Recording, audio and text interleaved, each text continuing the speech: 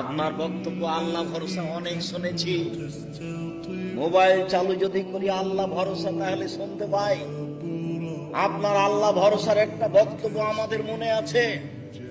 আপনি বলছিলেন মুসা আলাইহিস সালাম আগে আগে পালিয়ে যাচ্ছেন, পিছনে পিছনে ফেরাউন ধাওয়া করছে সদল বলে। হঠাৎ গিয়ে সামনে পাহাড় পড়লো, তিনি আর যেতে পারবেন না। সামনে মুখে পাহাড়, বামে ফেরাউন, পিছনে ফেরাউন, ডানে কুলজম সাগর, বাঁচার কোনো পথ নেই। মুসা আলাইহিস সালামের সঙ্গী সাথী বললেন, ইন্নাল্লাহ মুদরাকুন, আমরা আটকা পড়েছি, আমরা এখন ফেরাউনের হাতে বন্দী। মুসা আলাইহিস সালাম বললেন, কাল্লা, কখনো নহে, অসম্ভব, এটা হতে পারে না। ইন্না মায়া রাব্বি, আমার সাথে আমার প্রতিপালক রয়েছেন, সায়াহদিনী, তিনি আমাকে পথ দেখাবেন। বাহ্যিক ভাবে বাঁচার কোনো পথ নেই। কোন সাহসে মুসা আলাইহিস সালাম বলতে পারেন যে অবশ্যই অসম্ভব, এটা হতে পারে না, ফেরাউন আমাকে ধরতে পারে?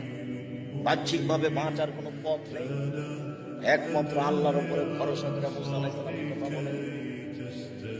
হাতের ডানে সাগর আছে, সামনে পাহাড় আছে, বামে পিছনে ফেরাউন আছে। সঙ্গী সাথে বলছেন, আমরা আটকা পড়েছি, আমরা ফেরাউনের হাতে ধরা পড়েছি।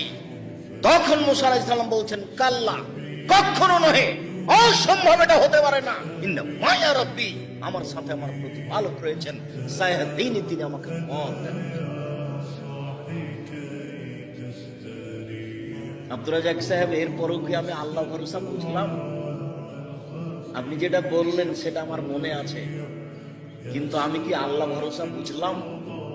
তাহলে আপনি সহজ ভাবে মনে করেন, বাসা বাড়ি থেকে যখন বের হবেন তখন বলবেন, বিসমিল্লাহি তাওয়াক্কালতু আলাল্লাহ, আল্লাহর নামে বের হচ্ছে, আল্লাহর নামে ভরসা, বিসমিল্লাহি তাওয়াক্কালতু আলাল্লাহ। তারপর আর একটু লাগিয়ে দেন, লা হাওলা ওয়ালা কুওয়াতা ইল্লা বিল্লাহ। বাহ্যিক ভাবে, আন্তরিক ভাবে নড়াচড়া করার কোনো শক্তি নাই আল্লাহর শক্তি ছাড়া। এইবার আপনি মনে করেন যে আমি আল্লাহ ভরসা করছি।